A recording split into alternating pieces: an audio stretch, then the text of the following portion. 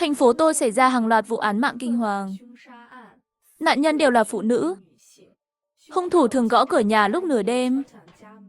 Người bình thường sẽ vô thức nhìn qua mắt mèo. Hung thủ lợi dụng đúng điểm này. Khi nạn nhân áp mắt vào mắt mèo, hắn dùng thanh thép đâm xuyên qua, lập tức mất mạng. Xem xong tin tức này, tôi định đi ngủ. Nhưng đúng lúc đó, cửa nhà bị ai đó gõ mạnh. Tôi vô thức bước ra cửa, muốn xem người ngoài kia là ai. Khi mắt sắp áp vào mắt mèo, tôi chợt nhớ đến tin tức vừa xem. Vội lùi lại mấy bước. Lúc này, ngoài cửa vang lên tiếng nói. Chào bạn, đồ ăn ngoài của bạn đến rồi. Tôi nghi hoặc nhìn điện thoại. Giờ đã là 2 giờ sáng, mà tôi chẳng hề đặt đồ ăn nào. Chẳng lẽ người ngoài kia thật sự là tên sát nhân trong tin tức? Đồ ăn của bạn đến rồi, mở cửa nhanh đi nào. Đang do dự có nên báo cảnh sát không? Bạn trai đột nhiên nhắn tin cho tôi. Hoàng hôn, em vừa nói với anh là em đói. Anh vừa tan ca xong đã đặt đồ ăn cho em. Chắc đã đến nơi rồi. Em ra mở cửa lấy nhé. Thấy tin nhắn của bạn trai, tôi thở phào nhẹ nhõm. Nhưng ngay sau đó là cơn giận dữ trào lên. Anh có bị gì không vậy? Nửa đêm đặt đồ ăn cho em. Anh không biết sao? Mấy ngày nay thành phố mình có tên sát nhân à? Nửa đêm gõ cửa, làm em sợ muốn chết luôn. Bạn trai bên kia nhắn tin xin lỗi tôi liên tục. Được rồi Phương Phương, lần này anh sai rồi, sau này sẽ không đặt đồ muộn thế nữa. Em mở cửa lấy đồ đi nhé. Nói chuyện với bạn trai xong, tôi thở phào, định với tay mở cửa, thì điện thoại đột nhiên hiện tin nhắn. Đừng mở cửa, ngoài cửa không chỉ có người giao hàng. Người nhắn là hàng xóm đối diện, phòng 508.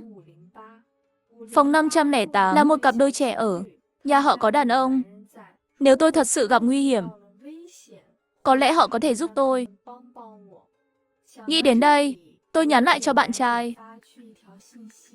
Bảo anh giao hàng đặt đồ trước cửa. Đợi anh ấy đi rồi em sẽ mở. Bạn trai nhanh chóng gọi cho người giao hàng. Tôi rõ ràng nghe thấy chuông điện thoại vang lên ngoài cửa. Hello, được tôi để trước cửa đây. Mắc thì đừng trách tôi nhé. Anh giao hàng đi rồi. Tôi lại nhắn cho 508. Chị ơi, ngoài cửa còn ai không? Đèn ngoài tắt rồi, tôi không thấy gì nữa. Nhưng tốt nhất cô đừng ra ngoài. Cảm ơn chị, vậy tôi không ra nữa. Dù sao cũng chỉ là đồ ăn, không lấy cũng được. Nhưng vừa quay người định đi, tôi nghe thấy tiếng sột soạt ngoài cửa. Như có thứ gì đang tày máy ổ khóa nhà tôi. Tôi hoảng loạn hẳn. Vội chạy về phòng ngủ. Gọi điện cho bạn trai. Cố Đào, anh qua nhà em được không? Hình như có ai đang phá khóa cửa nhà em. Được, em đừng sợ. Anh đến ngay đây. Nghe bạn trai nói vậy, tôi yên tâm hơn chút. Rồi nhanh chóng khóa trái cửa phòng ngủ. Lại gọi báo cảnh sát. Cảnh sát bảo nửa tiếng nữa sẽ đến. Cúp máy xong, tôi gọi tiếp cho quản lý tòa nhà. Hello, hình như có người phá khóa cửa nhà tôi. Mọi người đến nhanh đi, bạn ở tầng mấy, phòng nào? Tôi ở tòa 4, phòng 507. Được rồi, bạn đừng sợ, tôi đến ngay đây. Cúp máy xong, tôi chăm chăm nhìn tay nắm cửa. Tay căng ra nghe động tĩnh bên ngoài. Tim tôi chưa bao giờ đập nhanh đến vậy. Như muốn nhảy ra khỏi cổ họng. May sao quản lý nhanh chóng gọi lại. Diệp tiểu thư, chào cô, tôi đã đến cửa nhà cô rồi. Ngoài này chẳng có ai cả. Dưới đất chỉ có một phần đồ ăn. Cô có nghe nhầm không? Không đâu, tôi nghe rõ một một mà. Thật sự có người. Được cô, đợi tôi chút. Tôi qua lối thoát hiểm xem sao. Chẳng bao lâu, quản lý gọi lại. Tôi vừa kiểm tra lối thoát hiểm. Cả lối trên dưới tầng cô tôi cũng xem rồi. Chẳng có ai đáng nghi cả. Chắc tôi căng thẳng quá, nghe nhầm thôi. Đừng sợ, tôi xác nhận rồi. Sẽ không sao đâu, cô cứ yên tâm. Nghe quản lý nói vậy, tôi cuối cùng cũng thả lỏng. Rồi vội gọi lại cho cảnh sát. Bảo họ không cần đến nữa. Tiếp đó nhắn cho Cố Đào, bảo anh ấy đừng vội quá. Xong xuôi, tôi ngồi trên sofa đợi Cố Đào. Nhưng đúng lúc này, quản lý đột nhiên nhắn trong nhóm về việc thống kê số người ở. Các anh chị em, có thông báo từ cảnh sát. Hiện tại, nghi phạm đã chạy trốn gần khu nhà mình. Cần thống kê số người ở tòa 4. Đề nghị mọi người trong nhà xuống dưới. Quản lý cam kết sẽ bảo vệ an toàn cho tất cả mọi người. Nghe nói tên sát nhân đến, hàng xóm dần dần nhắn nối tiếp trong nhóm. Nhưng tôi chợt thấy có gì đó sai sai. Đã 2 giờ sáng rồi, sao quản lý lại thống kê người giờ này? Không bình thường chút nào. Nghĩ đến đây, tôi vội gọi lại cho quản lý. Lần này người nghe máy lại khác. Hello, tôi muốn hỏi, tin nhắn trong nhóm vừa rồi là do các anh gửi à? Đúng rồi cô ạ, cô chỉ cần nhắn nối tiếp trong nhóm là được. Nghe xong, tôi lập tức cúp máy. Không đúng, quản lý trực đêm luôn chỉ có một người. Mà người nghe máy này, rõ ràng không phải người vừa đến cửa nhà tôi. Tôi cẩn thận suy nghĩ lại, quyết định không nhắn nối tiếp trong nhóm. Nhưng nhìn qua một lượt, tôi phát hiện 508 cũng không nhắn trong nhóm. Thế là tôi tìm ảnh đại diện của 508 trong nhóm, rồi nhắn riêng cho họ. Quản lý đang hỏi ai ở nhà. Đừng trả lời nhé. Bọn tôi vốn không ở nhà. Tôi với bạn trai đi chơi tỉnh ngoài rồi. Thấy tin nhắn của họ, tôi hoảng hồn. Nếu họ không ở nhà, thì ai vừa nhắn tin cho tôi? Tôi vội xem lại lịch sử trò chuyện. Không xem thì thôi. Xem xong giật cả mình. Tôi vừa không để ý. Số này mới được thêm lúc 3 giờ sáng hôm qua. Vậy chắc chắn không phải 508. Vì tôi đã kết bạn với 508 từ năm ngoái rồi. 3 giờ sáng hôm qua, lúc đó tôi đang ngủ. Nhà chỉ có mình tôi. Vậy ai đã dùng điện thoại tôi thêm bạn? Nghĩ đến đây, tôi càng thêm sợ hãi. Chẳng lẽ có ai đang trốn trong nhà tôi? Đúng lúc này, điện thoại tôi lại reng lên. Là số giả mạo 508 nhắn cho tôi. Tin nhắn chỉ có 7 chữ.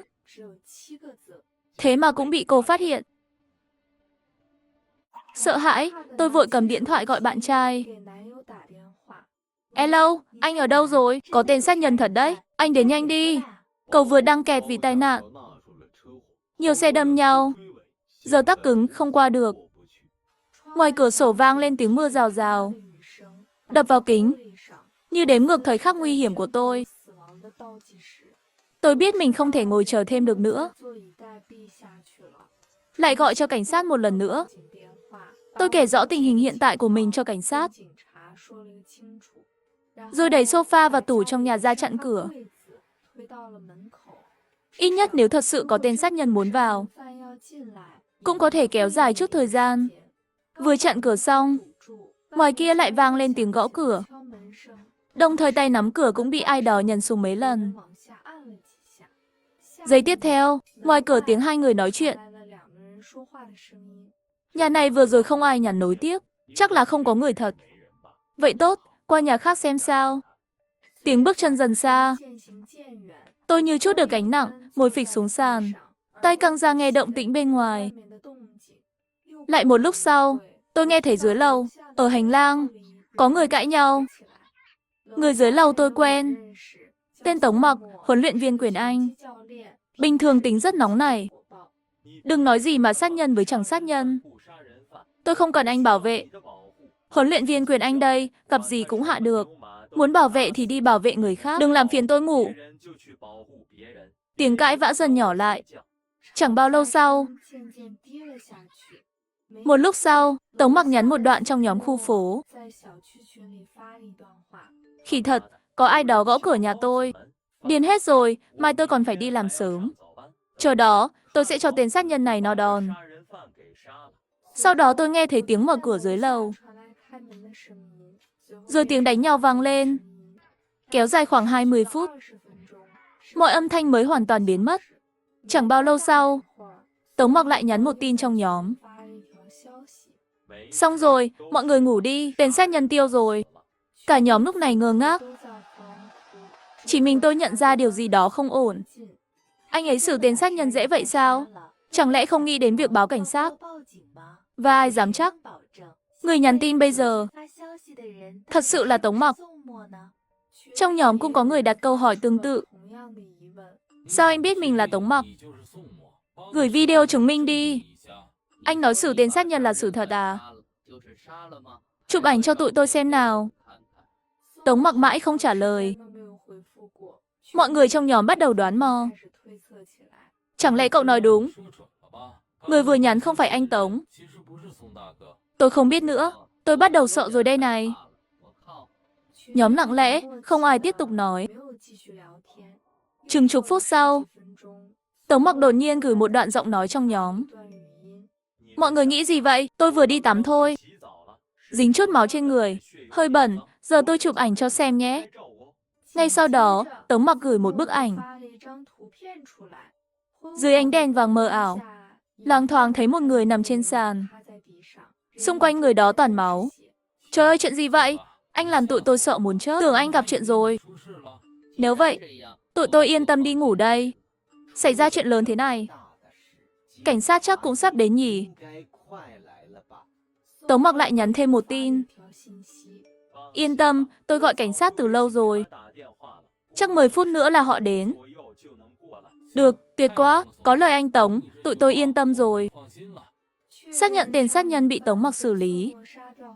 Mọi người thở phào. Cố Đào vẫn nhắn tin cho tôi. Em yêu, ngoài kia mưa to quá. Anh không qua được. Em khóa kỹ cửa sổ nhé. Đợi anh qua tìm em. Anh đừng vội. Tên sát nhân đã bị anh Tống dưới lầu giải quyết rồi. Nói chuyện với Cố Đào xong, tôi hoàn toàn thả lỏng. Nghĩ cả người đầy mồ hôi. Tôi định vào phòng tắm rửa ráy. Nước nóng chảy trên người, giảm bớt chút bất an trong tôi. Vừa xoa bọt, điện thoại trên bàn rung lên. Mở máy ra xem, lại là tin nhắn từ 508. Chị ngủ chưa? Vừa rồi camera nhà em gửi cảnh báo. Em xem thử, hình như có người vào nhà em. Thấy tin nhắn này, tôi lạnh sống lưng, vội vã tắm xong trong trước mắt. Mặc quần áo rồi bước ra ngoài. Tin nhắn từ 508 vẫn liên tục gửi đến. Chị, người đó đang lục lọi trong nhà em. Hắn ra ban công rồi. Em nhớ ban công nhà mình gần nhau. Chị khóa cửa ban công nhanh đi. Đọc tin nhắn này, tôi vội chạy ra ban công. Khóa chặt cửa, rồi kiểm tra kỹ tủ trong nhà. Không có dấu hiệu ai vào. Nghĩ đến đây, tôi nhẹ nhàng thở ra. Nhưng tên sát nhân không phải đã bị xử rồi sao? Sao còn xuất hiện ở nhà bên cạnh?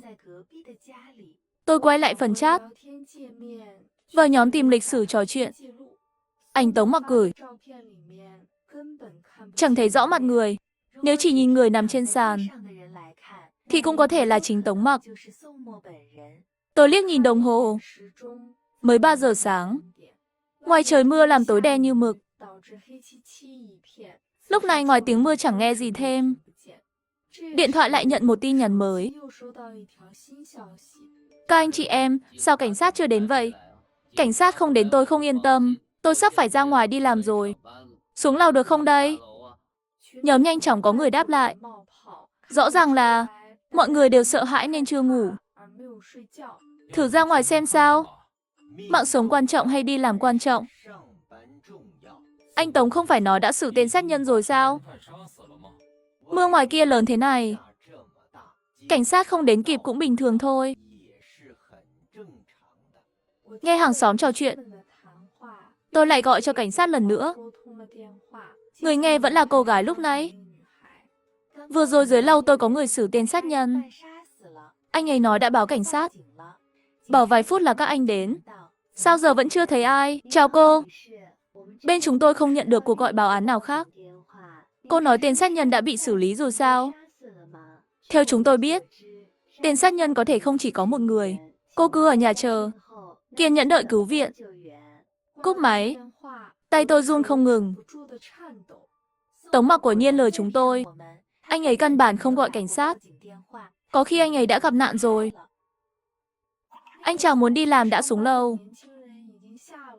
Không chỉ xuống lầu, còn phát trực tiếp cho nhóm hàng xóm. Các bạn, tôi đang xuống lầu đây. Sắp đến nhà Tống Mặc rồi. Trời ơi, sao cửa nhà Tống Mặc lại mở?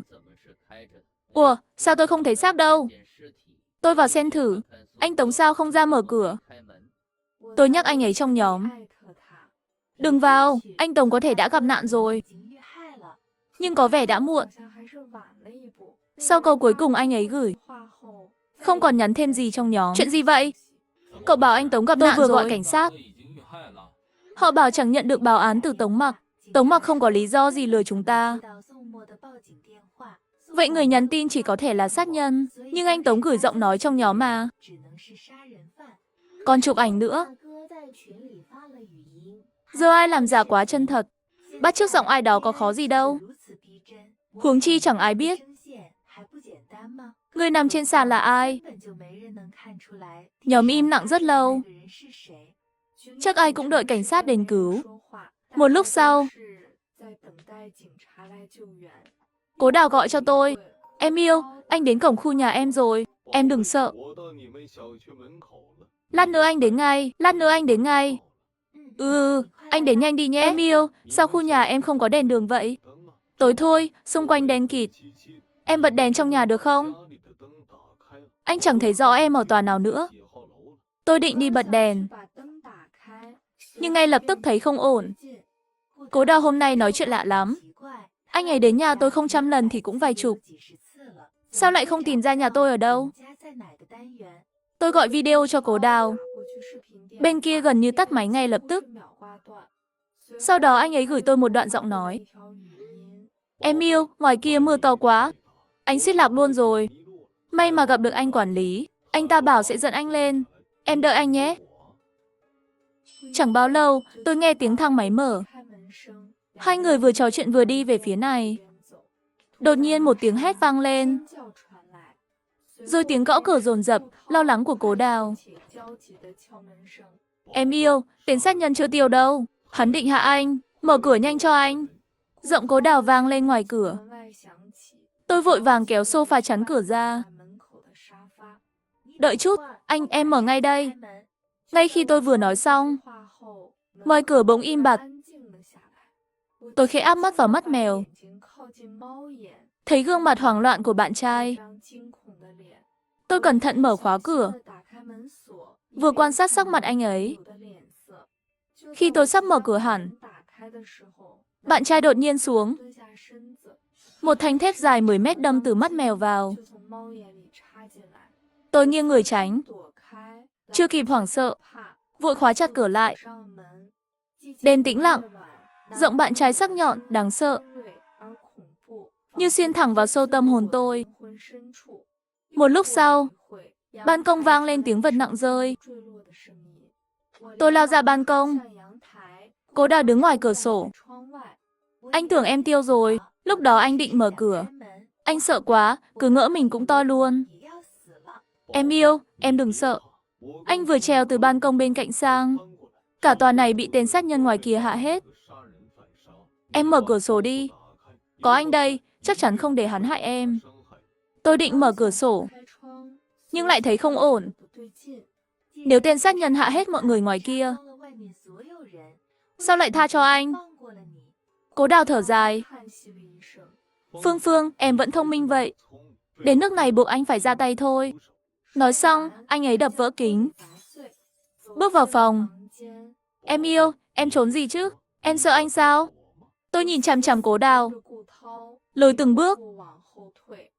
Phương, em làm anh thất vọng quá.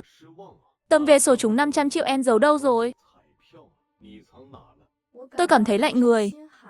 Mọi chuyện hôm nay, hóa ra đều liên quan đến tấm vé số trúng thưởng. Cố Đào đi ra cửa, dẫn một người vào. Người này lại là anh quản lý khu nhà. Tôi đã tắt hết camera khu nhà. Tối nay chúng ta làm gì cũng chẳng ai biết. Đừng quên nhé. Xong vụ này, 500 triệu có phần của tôi đấy. Yên tâm, không thiếu phần anh đâu. Nhìn anh quản lý tiến về phía tôi. Tôi nổi hết da gà.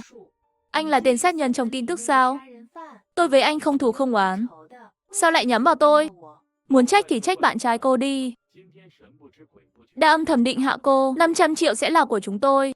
Cố Đào cười nhạt, nhìn tôi. Phương Phương, nói anh nghe, Angel vé số ở đâu? Anh sẽ tha cho em. Tôi chỉ tay vào ba lô cạnh tủ tivi. Ở đó, anh tự lấy đi. Nhân lúc anh quản lý đi lấy túi, Cố Đào giơ thanh thép lên, đâm mạnh qua người anh ta. Xong xuôi, anh ấy nhìn tôi, cười lạnh một tiếng. Em nói xem giờ anh hạ em, rồi đổ tội cho thằng này. Cảnh sát có nghi ngờ anh không? Để em sống cũng là mối họa. Em nghĩ sao?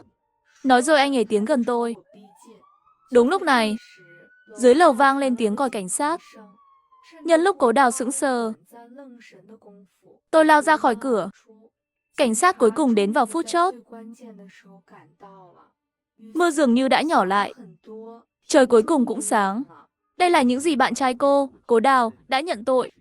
Diệp tiểu thư, vất vả cho cô rồi. Nghe cảnh sát đọc biên bản. Tôi giật mình hết lần này đến lần khác. Anh quản lý không phải tên sát nhân liên hoàn trong tin tức. Cố Đào tìm đến anh quản lý, kể chuyện tôi trúng vé số. Cùng anh ta giả làm tên sát nhân liên hoàn. Tôi nhếch môi bước ra khỏi đồn cảnh sát, lấy tấm vé số trúng 500 triệu từ trong túi. Ai bảo vé số này là tôi trúng đâu. Cố Đào là một người mê vé số. Cách đây không lâu, anh ấy vô tình trúng 500 triệu. Anh ấy lập tức chia sẻ niềm vui này với tôi. Sau một lần ân ái, tôi lấy trộm vé số của Cố Đào, dự định tự mình đi đổi 500 triệu. Không ngờ chưa kịp đổi thưởng, đã xảy ra chuyện vừa rồi. Tôi thuê lại một căn hộ có ban công kín, đến trung tâm xổ số đổi thưởng. Tối hôm đó, cửa đột nhiên vang lên tiếng gõ dồn dập.